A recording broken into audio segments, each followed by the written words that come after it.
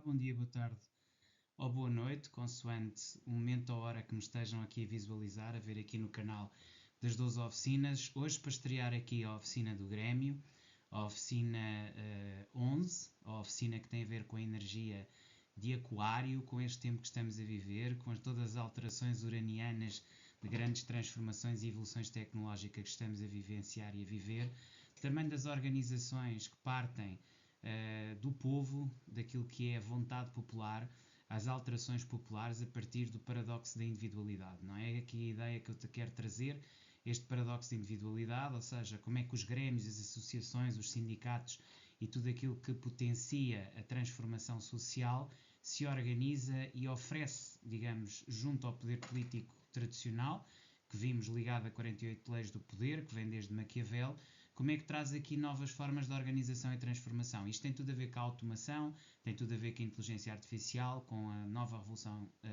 tecnológica a que estamos a assistir, com o tecnofeudalismo, com a algoritmocracia, enfim, com todos aqueles movimentos transversais da sociedade que nós estamos a assistir. E tudo isto assenta no tal paradoxo da individualidade. Ou seja, por um lado a nossa individualidade, depois a forma como interagimos enquanto coletivos de individualidades. Ou seja, porque nas relações não interessam mais os companheiros e as companheiras e começou a interessar muito mais a coletividade, a capacidade de individualização, a capacidade de interação entre as diferentes individualidades. E porque isto abre todo um espaço a novos crescimentos e a novas transformações. Esta é de facto uma área, uma era, aliás, e uma área também, uma área de trabalho, uma área operativa extremamente vasta, mas extremamente atual, onde de facto nós assistimos hoje em dia na nossa sociedade a uma crescente individualização e, portanto, o que pretendemos com este trabalho do Grêmio que traz aqui a Oficina 11 é analisar criticamente as dinâmicas sociais contemporâneas e como é que elas têm transformado as nossas relações interpessoais. Também os fundamentos filosóficos e sociais contribuem para este aparente paradoxo entre estarmos mais conectados tecnologicamente, mas ao mesmo tempo nunca estivemos tão distantes uns dos outros. Nunca tivemos uma dificuldade tão grande em nos relacionar e em estar em sociedade. E isto leva-nos a um cada vez maior isolamento emocional, mas uma cada vez maior interação mental, não é? No fundo, digamos, este paradoxo, este conflito. Então, a sociedade da solidão, não é? O diagnóstico do individualismo contemporâneo. Vivemos numa sociedade progressivamente marcada pela solidão e por relações que são cada vez mais individualizadas, não é? O sentido da comunidade e a consciência coletiva tem-se dissipado gradualmente e estamos cada vez mais a dar lugar a interações que são superficiais e utilitárias, não é? Temos então, por um lado, o enfraquecimento da individualidade autêntica, a verdadeira criatividade e expressão individual é substituída cada vez mais por uma necessidade de sobrevivência e conformidade social. Isto é um aspecto, o enfraquecimento da individualidade autêntica. Por outro lado, a perda do sentido ético de serviço, a ideia de que o serviço social, e falámos tanto disso, não é? Daquilo que acaba por ser a lógica da oficina do Parlamento, que tem muito a ver com o serviço público, e aqui estamos a passar para uma ideia de individualismo e não tanto de serviço, não é? Mais de egoísmo, de diminuição da disposição para estar ao serviço do outro e contribuir para algo maior do que nós próprios. No entanto, formamos, digamos, uma coletividade de individualidades. Focar no ter em detrimento do ser, os valores materiais acabam por sobrepor de alguma maneira a autenticidade e ao desenvolvimento pessoal integral. Hoje todos temos que ter o nosso telemóvel com todos os gadgets, o nosso conforto em casa, enfim, uma sociedade cada vez mais egoísta, individualizada e que resulta ao fim e ao cabo desta ideia de solidão coletiva e de individualismo contemporâneo que estamos a viver. As raízes filosóficas desta crise relacional, não é? Aqui também muito a comunicação no coletivo e as razões de porque esta comunicação estar, digamos assim, a abrir aqui grandes problemas em termos relacionais coletivos. E então as raízes filosóficas da crise relacional vão muito aqui ao utilitarismo liberal de John Stuart Mill, não é? John Stuart Mill traz-nos o liberalismo, ou melhor, o utilitarismo liberal, já com uma propensão liberalista, diferente de Jeremy Bentham, que vinha com um utilitarismo muito mais clássico. E então há aqui um equilíbrio entre interesses individuais e bem coletivo. A sociedade moderna parece então estar cada vez mais distorcida por princípios infantilizando excessivamente a liberdade individual em detrimento, por exemplo, da fraternidade, que devia ser aqui o valor principal que nos vem da Revolução Francesa: igualdade, liberdade, fraternidade, não é? Que são precisamente os valores ou o desequilíbrio que está aqui a acontecer, ou seja, há cada vez um maior desequilíbrio entre estes três princípios fundamentais da Revolução Francesa. Portanto, a liberdade passou a ser excessivamente valorizada e transformou-se em individualismo extremo. A igualdade é reduzida a formalidades legais sem substância nas relações, porque cada vez há uma maior desigualdade assumida, e a própria fraternidade foi praticamente abandonada nas relações de interação contemporâneas e modernas. E, portanto, tudo isto leva-nos aqui ao declínio da autenticidade nas relações. As relações contemporâneas e o Grêmio é, sobretudo, uma área de relação, de comunicação em coletivo, é uma área de ar, não é? Portanto, e nesse sentido traz aqui já uma nova toada. Portanto, nas relações contemporâneas observamos uma tendência preocupante, interação baseada em agendas secretas, em motivações ocultas, onde o genuíno interesse pelo outro é substituído muitas vezes por buscas de vantagens pessoais. Portanto, há cada vez mais uma falsidade nas interações, há um procurar agradar ao outro frequentemente, escondendo uma agenda secreta, uma tentativa de obter vantagens em vez de estabelecer uma relação autêntica. Portanto, há aqui uma falsidade, ausência de força interior, procura externa por validação, que reflete falta de autoconhecimento e força interna, criando relações que são cada vez mais aparentes, onde a dependência existe muito mais prevalecentemente do que a complementaridade ou a capacidade de nos auxiliarmos. Existe cada vez mais também uma instrumentalização do outro, o mestre e o companheiro são valorizados não pelo que são ou ensinam, mas pelo que podem proporcionar em termos de benefícios pessoais. Existe cada vez mais também um culto da imagem, preocupação com a imagem, percepção de como os outros nos percebem, não sendo aqui muito importante a verdadeira autenticidade e a verdade, digamos, do próprio indivíduo, mas sim aquilo que falsamente se põe para fora, ou seja, a ideia de cultuar uma imagem que nem sempre é verdadeira.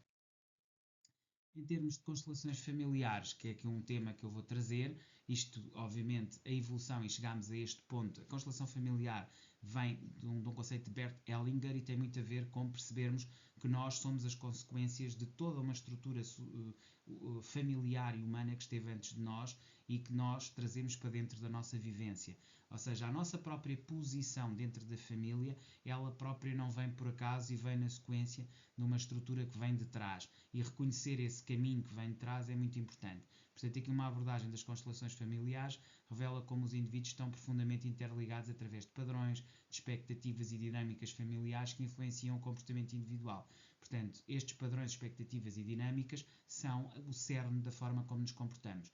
Portanto, quando o indivíduo se desconecta desta rede de relações ou ignora o impacto das gerações anteriores, ocorre o enfraquecimento do vínculo coletivo, o que proporciona aqui um resultado de maior solidão e distanciamento. Basicamente isto que acaba por acontecer. Portanto, uma perda de interesse, a desconexão dos sistemas familiares leva à perda do sentido de identidade coletiva e pertença, e depois há aqui um desequilíbrio sistémico, não é? A negação das dinâmicas familiares cria padrões disfuncionais que se manifestam nas relações interpessoais. Portanto, há aqui uma necessidade de reconciliação. E, portanto, a cura ocorre através do reconhecimento e da reconstrução dos vínculos e equilíbrios familiares que têm que aqui ser postos em primeiro lugar, e portanto este aspecto também vai ser focado aqui ao longo destas lições, destas 30 lições que eu quero trazer.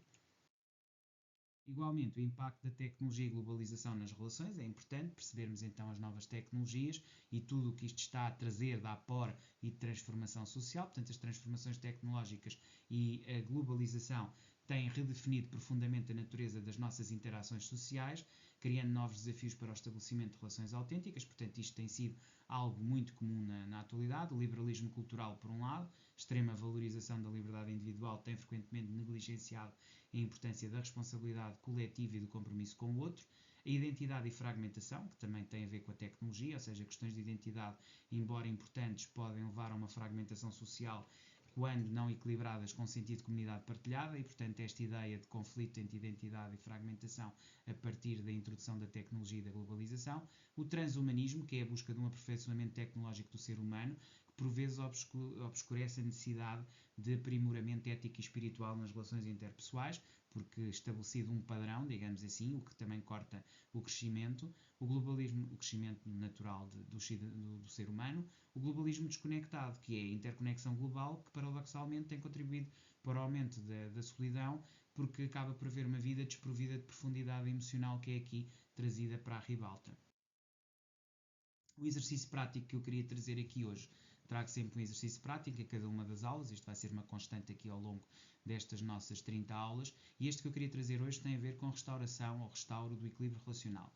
E ele serve sobretudo para combater a crescente tendência ao individualismo e restaurar o valor das relações autênticas, e propomos assim um exercício em 3 fases para restabelecimento das relações autênticas. A primeira reflexão, o primeiro passo deste exercício tem a ver com uma análise crítica de reflexão sobre as teorias filosóficas e sociais para ajudar aqui à compreensão de como isto aconteceu, nomeadamente aqui o amor líquido de Zygmunt Bauman pode ser um excelente ponto de partida, e isto leva-nos a refletir sobre o enfraquecimento da solidariedade coletiva, onde analisamos o equilíbrio entre necessidades individuais e coletivas, portanto, de um ponto de vista muito intelectual e mental. Depois, fazer uma avaliação contextual, aqui já trazer mais para a nossa realidade pessoal. Analisar os impactos das mudanças sociais, políticas e culturais contemporâneas, questionando como garantir liberdades individuais sem perder o sentido de fraternidade, ou seja, focarmos aqui o objetivo da fraternidade. E depois um plano de ação, ou seja, desenvolvimento de estratégias concretas na sua vida e nos seus relacionamentos e conhecimentos e amigos próximos, para equilibrar e buscar aqui um equilíbrio individual, com necessidade de fortalecer os laços de solidariedade, criar uma rotina de 90 dias, dividida em 3 fases de 30 dias cada uma. Portanto, vamos aqui tentar chegar a um novo paradigma social-relacional, ou seja, que tenha sobretudo em conta aqui a reconstrução das relações significativas, e isto vai requerer um esforço consciente para transcender o tal individualismo exacerbado, exagerado da sociedade contemporânea, e isto vai sobretudo implicar um processo de cultivo deliberado das virtudes relacionadas e reorientação dos nossos valores fundamentais, ou seja, trabalhar a nível interno. O verdadeiro companheirismo só floresce quando reconhecemos que o significado da nossa existência transcende o nosso ego individual e se realiza plenamente nas relações autênticas com o outro. Então há aqui 3 aspectos essenciais que devemos trabalhar. Por um lado, a autenticidade, cultivar relações baseadas na verdade interior, não na projeção de imagens, na busca de vantagens. Depois deve haver reciprocidade, que é desenvolver interações baseadas essencialmente numa troca genuína e no enriquecimento mútuo, não explorando e não havendo aqui uma exploração unilateral daquilo que são os nossos interesses ou aquilo que consideramos interesses, e depois apontarmos por uma transcendência, reconhecer que as relações significativas nos conectam, nos fazem crescer, evoluir e nos ajudam a ir além do nosso próprio ego em termos de evolução mental, pessoal e relacional. É isto que eu queria trazer aqui do novo paradigma relacional. Esta é a vossa primeira aula aqui deste que vai ser também um módulo interessante do Grêmio, da energia de Aquário. Esta é a primeira aula, voltamos a ver amanhã. Até lá, despeço-me com cordialidade.